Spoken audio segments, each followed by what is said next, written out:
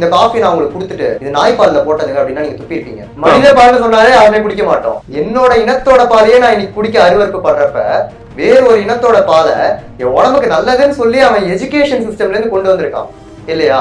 இது கண்டிப்பா முறிக்கப்பட வேண்டிய ஒரு விஷயம் அப்படிங்கிற தாட் எனக்கு வருது. நான் இதை போய் அம்மாட்ட சொல்றேன். ஏன் நம்ம இவ்வளவு பேசுறோமே வெஜ்ஜுன்னு எல்லாரையுமே வந்துட்டு சாப்பிடாதீங்கன்னா சொல்றோம்ல, நம்ம மட்டும் இப்படி பண்றது கரெக்டா? அதான் நான் போயிட்டு எங்க அம்மாவை கேட்டேன். எங்க அம்மா சொல்றாங்க, டேய் இது இந்தியாடா, இங்கெல்லாம் மாட்டு அப்படிலாம் பண்ணிட முடியாது அவ்வளவு சீக்கிரம், ரொம்ப நல்லாதான் பாத்துப்பாங்க, பாலுக்காக தான் மாடு கொள்றது இல்லை, அதெல்லாம் ஒண்ணும் பண்ண முடியாது அப்படின்ட்டாங்க. ஒரு ஞாயிற்றுக்கிழமை மத்தியானம் நான் உட்காந்து ஏதோ போன் நோண்டிட்டு இருந்தோம், படிச்சுட்டு இருந்தேன், என்னமோ பண்ணிட்டு இருந்த சோஃபால உட்காந்து இவங்க திடீர்னு வந்தாங்க. போன் பார்த்துட்டே சமரன் அப்படின்னாங்க. அப்படின்னா அவங்க வந்துட்டு இந்த மாதிரி நம்ம 2 பேரும் வீகனா மாறிடலாமா அப்படின்னு கேட்டாங்க. நானும் பார்த்தேன், சரி ஓகே அப்படின்னு. அன்னைக்கு அது அந்த கான்வர்சேஷன் தான். அதுக்கு அடுத்து இன்னைக்கு வரைக்கும் என் வாயில வந்துட்டு தெரிஞ்சு எந்த விலங்குசார் பொருளுமே பட்டது கிடையாது. ஏன் அம்மா கேக்குறதுக்கு என்ன ஒரு காரணம்? அவங்க போயிட்டு அவங்களோட ரிசர்ச் பண்ணிருக்காங்க. ஓகே, எப்ப உங்களுக்குள்ள கான்வர்சேஷன்? ஆமா, நான் சொன்னதுக்கு அப்புறம் அவங்க போயிட்டு இந்த மாதிரி தேடி பாக்குறாங்க.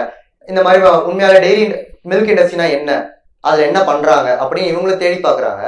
இவங்களுக்கு அந்த டவுட் வருது, கண்ணுக்குட்டிக்கான பால் எல்லாமே கறந்து நம்ம குடிச்சிடறோம், அப்ப கண்ணுக்குட்டி என்ன குடிக்கும், அந்த கண்ணுக்குட்டி எங்க போகுது, இதெல்லாமே அவங்க யோசிக்க ஆரம்பிக்கிறாங்க. அப்புறம்தான் அவங்களுக்கும் தெரியுது, பாலுக்காக பயன்படுத்தப்படுற எல்லா மாடுமே கடைசியா கசாப்புக்கு தான் போகுது. அப்ப நம்ம இந்த இண்டஸ்ட்ரிக்கு ஃபண்ட் பண்ணா அதுக்கு கொடுக்குற மாதிரி தான், there two sides of the same coin அப்படின்னு அவங்களுக்குமே புரிய ஆரம்பிக்குது. இப்ப நம்ம இத்தனை வருஷமா அவங்க என்ன 50 வருஷத்துக்கு மேல பால் பொருட்கள் பயன்படுத்தினவங்க தான் இல்லையா, ஒரு நொடியில விட்டாங்க தப்புன்னு தெரிஞ்ச உடனே. காய்கறிகள் சாப்பிட்றோம்னா அதுவும் உயிர் தானே அப்படின்ற ஒரு கேள்வி வந்துடும் இல்லையா? 2022 சென்னை மாதிரி ஒரு இடத்துல இருந்துட்டு நம்ம விலங்குகளை பயன்படுத்தணும் அப்படின்னா அதுக்கு 4 காரணம் தான். ஒண்ணு, நான் ருசி, டேஸ்ட், எனக்கு அது டேஸ்டா இருக்கு. ஹேபிட், பழகிடுச்சு. கன்வீனியன்ஸ், எனக்கு எங்க போனாலும் கிடைக்குது அதனால சாப்பிடுறேன்.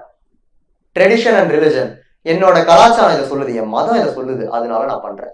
இந்த 4மே வாழணும் அப்படின்னு ஆசைப்பட்ட ஒரு விலங்கோட உயிரை விட மேலானது கிடையாது அப்படின்னு நான் நினைக்கிறேன். இப்ப நீங்க தாவரம்னு சொன்னீங்க இல்லையா, உங்க விரலை வெட்டுறதும் உங்க விரல் நகத்தை வெட்டிக்கிறதும் ஒண்ணு நினைக்கிறீங்களா? நகமும் வளரும், நோய் வந்தா கலர் மாறும், நம்ம கட் பண்ண திரும்பி வரும், முடியும் அதே மாதிரிதான் இல்லையா? அதுக்காக இந்த முடியும் நகத்தையும் நம்ம உடல்ல ஒரு பகுதியா நம்ம ஈக்குவேட் பண்ண முடியாது. தாவரங்களுக்கு மூளை கிடையாது, மைய நரம்பு மண்டலம் கிடையாது, நாசிசெப்டாஸ் கிடையாது, அதாவது பெயின் உணரக்கூடிய அந்த இது கிடையாது.